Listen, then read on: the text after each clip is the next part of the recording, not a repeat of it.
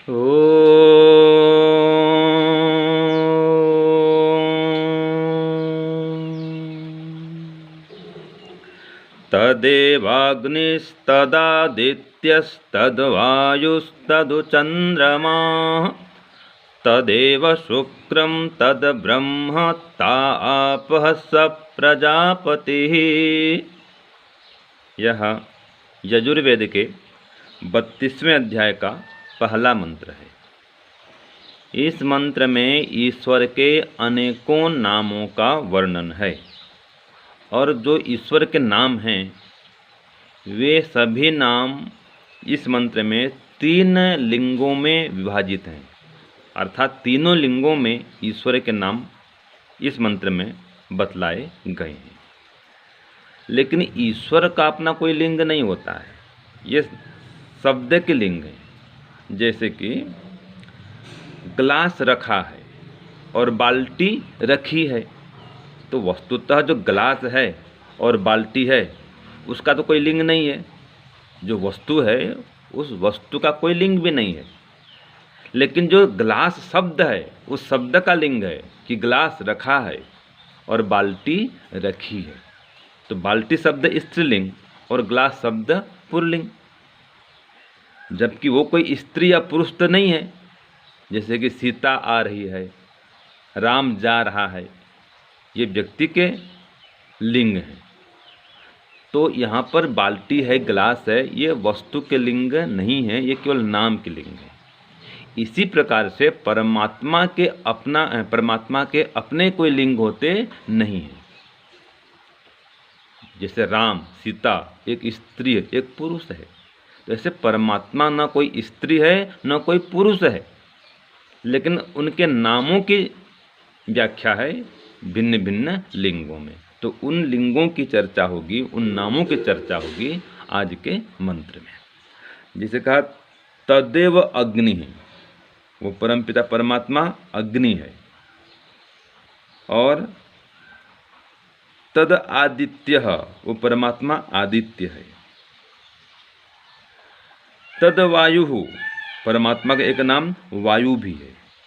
तद उ चंद्रमा, उसका एक नाम चंद्रमा भी है। तो अग्नि, वायु, चंद्रमा ये सब परमात्मा के नाम हैं। और आगे आता है तदेव शुक्रम तद ब्रह्म, वही शुक्र भी है, वो ब्रह्म भी है। और ता आपह, उसका एक नाम आपह भी है। और स प्रजापति ही, वो प्रजापति है, उसका नाम प्रजापति भी है। तो यहाँ पर हम देखते हैं कि जो प्रजापति शब्द है, स प्रजापति ही, ये तो स्पष्ट है, ये पुल्लिंग में है। और आपह शब्द ये स्त्रीलिंग में है। आदित्य ये पुल्लिंग में है। तो अग्नि, वायु, प्रजापति, आदित्य ये सब पुल्लिंग में है ये शब्द।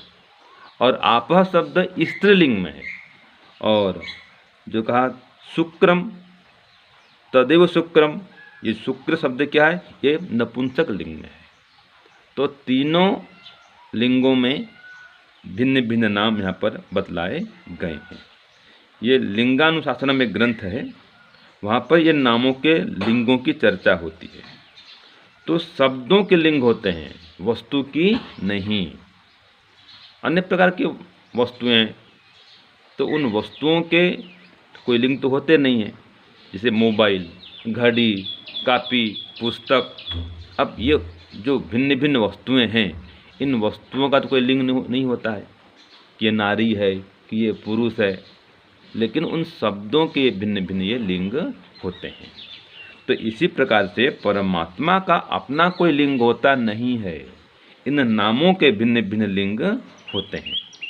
तो जैसे पुस्तक एक वस्तु है, तो परमपिता परमात्मा भी तो एक वस्तु हैं।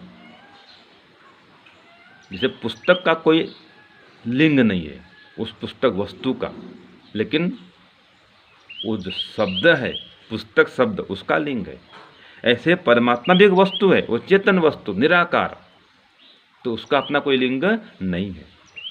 लेकिन जो शब्द होते हैं परमात्मा के, भिन्न भिन्न शब्द होते हैं नामवाची, उनके भिन्न भिन्न लिंग होते हैं। तो लक्षण, लिंग माने लक्षण भी होता है। तो नाम के लिंग होते हैं, लक्षण होते हैं, वस्तु के नहीं। ये हमको यहाँ पर समझना है। तो जो मंत्र कहता है कि हे परमपिता परमात्मा, आप अग्नि हैं, आप आदित्य हैं, आप वायु हैं, आप चंद्रमा भी हैं, आप शुक्र भी हैं, आप ब्रह्म भी हैं, आप आपह भी हैं और आप प्रजापति भी हैं। ये सभी आपके नाम हैं। और हमने पहले पढ़ा था कि नामों के भिन्न भिन्न होने से परमात्मा भिन्न भिन्न नहीं होते। परमात्मा तो एक ही है। जैसे हमने कल ही पढ़ा था कि वो परमपिता परमात्मा एक ही है, उसको विद्वान लोग अनेक नामों से पुकारते हैं। एकम सद्विप्रा बहुधा वदन्ति, अग्नि यमम मातृस्वानम आहु, इन सब नाम से पुकारते हैं। इंद्रम मित्रम वरुणम अग्निम, ये दिव्य सुपर्ण गरुत्मान, इन सब नामों की चर्चा है उस मंत्र में। तो मंत्र में तो अनेक नामों की चर्चा हो रही है, लेकिन कह दिया वो परमात्मा एक है, उसका अपना कोई लिंग नहीं है, उसका जन्म भी नहीं होता है, मरण भी नहीं होता है। वो न स्त्री है न पुरुष है, न बालक है न वृद्ध है। वो तो मंत्र ऐसा आता है, अजरम युवानम, कहीं बूढ़ा नहीं होता है और सदा युवा रहता है। कभी उसकी बाल्यावस्था नहीं होती, वृद्धावस्था नहीं होती, वो हमेशा जवान ही है और अनादिकाल से अनंत काल तक वो जवान ही रहता है। तो परमात्मा का नाम अग्नि क्यों है? वो ज्ञान स्वरूप है, वो अग्रणी है, सबसे आगे रहता है, सबका नेता है, जगत का नेतृत्व करने वाला है। तो परमात्मा का नाम अग्नि। और आदित्य भी वो, परमात्मा आदित्य भी है। तो परमपिता आदित्य कैसे हैं? फिर प्रलय समय में सबको ग्रहण करते हैं, वो आदित्य सबका आहरण करते हैं, सबको समेट लेते हैं। जैसे सूर्य है, उसका नाम भी आदित्य है। क्यों? सूर्य उदय होते ही आपने देखा होगा वो अंधेरे को खींच लेता है, अंधकार का हरण कर लेता है, समेट लेता है अंधकार को और प्रकाश फैला देता है। नमी को सोख लेता है, ओस की बूंदों को सोख लेता है, उनका आहरण कर लेता है, खींच लेता है। ऐसे परमात्मा प्रलय काल में सब पदार्थों का क्या कर लेता है? ग्रहण कर लेता है, सबको खींच लेता है, सत्व रजतम इनमें विलीन कर देता है प्रलय काल में। तो परमात्मा आदित्य भी है। और वायु है अनंत बलवान, परमात्मा में अनंत शक्ति है, सर्वशक्तिमान अनंत बलवान, तो परमात्मा को वायु कहते हैं, सबका धारण करने वाला है। जैसे हम देखते हैं ट्रक में अगर वायु नहीं हो तो कोई भी ट्रक 10 कदम भी आगे नहीं बढ़े। सभी जो होते हैं टायर या ट्यूब, उनमें से हवा निकाल दें तो गाड़ी वहीं बैठ जाएगी। तो वायु में धारण करने की क्षमता है, ऐसे परमात्मा में इस जगत को धारण करने की क्षमता है। तो परमात्मा का नाम वायु है। और परमात्मा चंद्रमा अर्थात आनंद स्वरूप है, आह्लाद कारक है, आनंद प्रदाता है। आपने देखा होगा रात को चांदनी रात्रि, चांदनी रात या चंद्र प्रकाश में आप देखो चंद्रमा को, पूर्ण चंद्र हो, कितना अच्छा लगता है देखने में, शीतल प्रकाश, सुखदायी प्रकाश। उसका नाम ही सोम है, सौम्य, तो सुखदायक है वो। तो परमात्मा का नाम चंद्रमा भी है।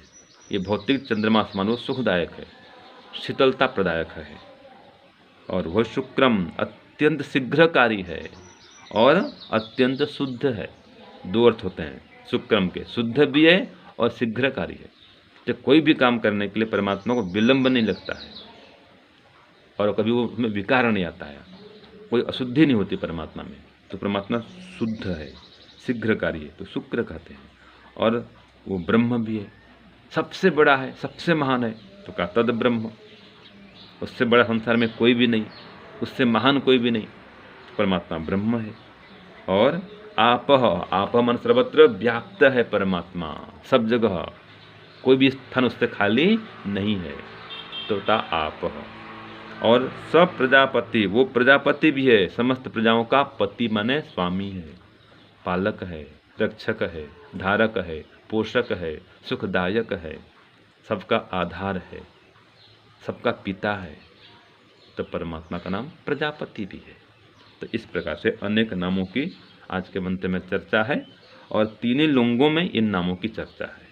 लेकिन सार क्या निकला, परमात्मा का अपना कोई लिंग नहीं होता है, ये सभी लिंग केवल नामों की है, ये हमें समझना है।